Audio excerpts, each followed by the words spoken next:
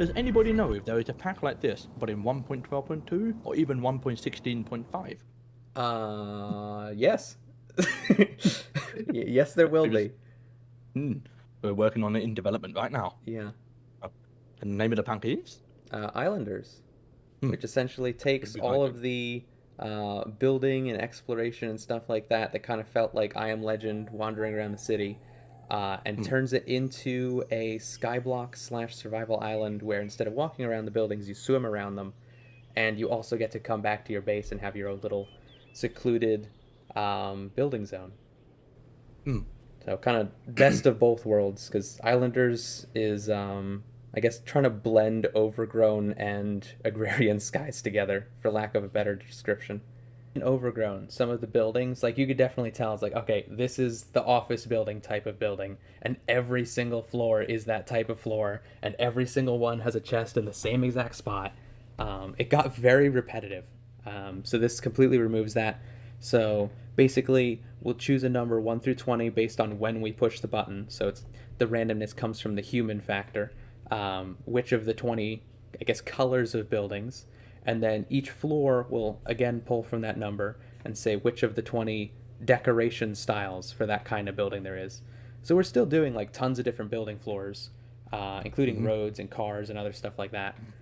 But again, when we scale it up to this massive scale here that we have on the map, plus more once we could basically just clone these, um, it's gonna be massive. So like each one of these white sections is Yeah. each tile's a chunk, right? And so each building is either a 16 by 16 like the small ones Yeah. here, or a 32 by 32 like a larger one next to other big ones. So you have small buildings off to the side, you have major highways and stuff, you have smaller roads that kind of connect things, parks and parking lots, and then large central buildings or statues. And all of these reach all the way up to the ocean here. And again, something that I have completely Hmm. neglected to mention, for anyone who has noticed, we're at Y level 200 here. Um, the ocean is very Hmm. deep, like insanely deep, because Minecraft Ridiculously build deep. height's 250 some blocks.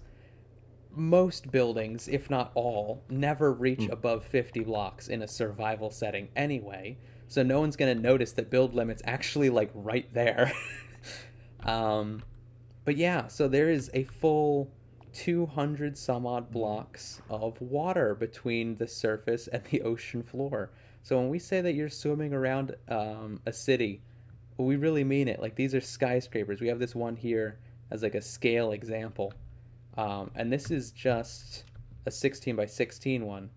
So if we actually go down here and look at this, this is going to be two 32 by 32 buildings next to each other, each one generating with random colors, random floor types, random height.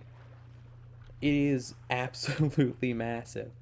And we don't have to place any of by hand. It's all going to be done with a randomizer. It's just going to like crawl up the side of the building and place everything for us with command blocks and structure blocks. And it is, I think that Hmm. seeing it in person makes a lot more sense than just on the map. But yeah, it is. So like this is what it looks like from the ocean floor looking up at the surface. Figured I'd demo this. So we've actually got a live map hosted through BLUEMAP on our build server that allows us to kind of Google Maps flyby demo the world space. So modded blocks don't currently have textures in here. However, based on what you've seen in the rest of the video, this is a pretty accurate representation of the build world, and it actually lets you guys at home fly around and see how our progress is doing. So this is live updated, I think, every 24 hours. So like not as we're building it, but yeah, you can actually see how the progress is doing. This is going to be on the CurseForge page as well as linked in the description. So just another feature that we've built into the whole project, and I think you guys will definitely like because it'll allow you to, rather than waiting for a monthly devlog video, it'll let you actually pop in and see how the map's doing. And even after the mod pack's released, have a full 3D map, kind of like a sample version of the pack. Um, just to get your hands on it. Check it out. The quest lines aren't going to be as strictly you do this, then you do this, and then it kind of unlocks like your standard FTB questing. It's not built that way.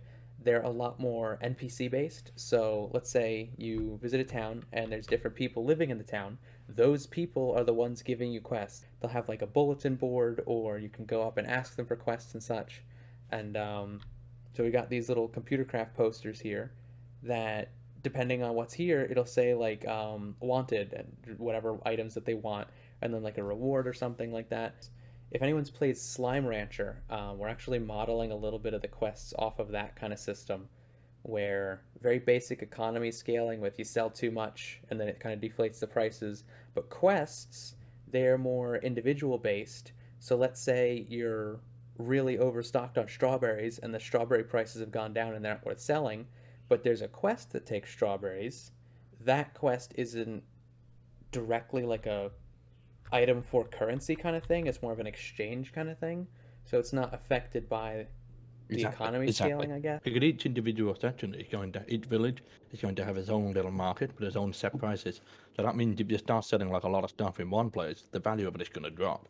But if you do it right, you can buy from one village dirt cheap and sell it in another for a fortune. Make yourself a millionaire overnight.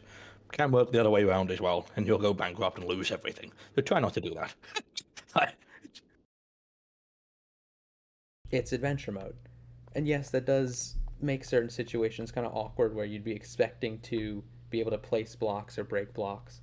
But I think that since the home area, I don't even know what to call it, just the home island, is buildable, but the rest isn't. I think that a lot of people will still have the freedom to build and farm and do automation and stuff like that without kind of mixing the two too much, I guess. When you say a little build area, I mean, we don't mean, you know, the stereotypical thing on a server where they go, here you go, here's a chunk, you have one chunk. Mm-hmm. Yeah, No. here's your tiny plot. You're supposed to be expecting for the map. Yeah. And when we say you have the island, we mean you have the island.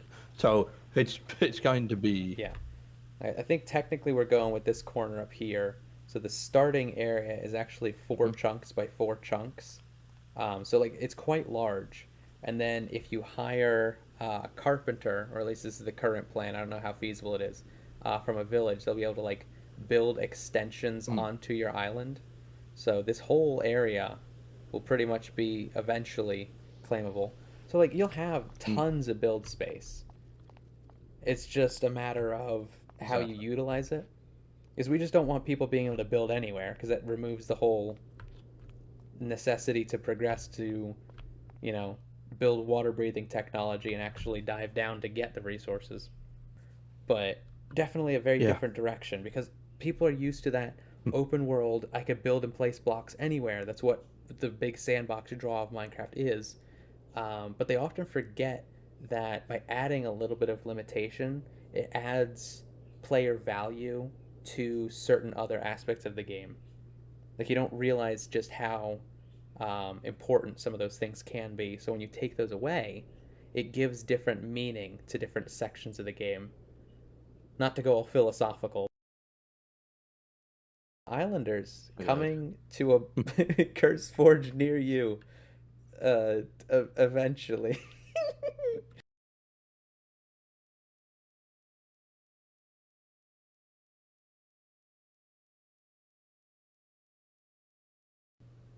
Oh god, yeah, it has almost been 4 years. Oh my god. Yeah. Actually, yeah, the 4-year mark went literally this weekend. Like, oh god, it did, yeah. Maybe now is a good time to release the devlog. happy anniversary. Like, hey guys, it's been 4 years. I've done a glowstone block.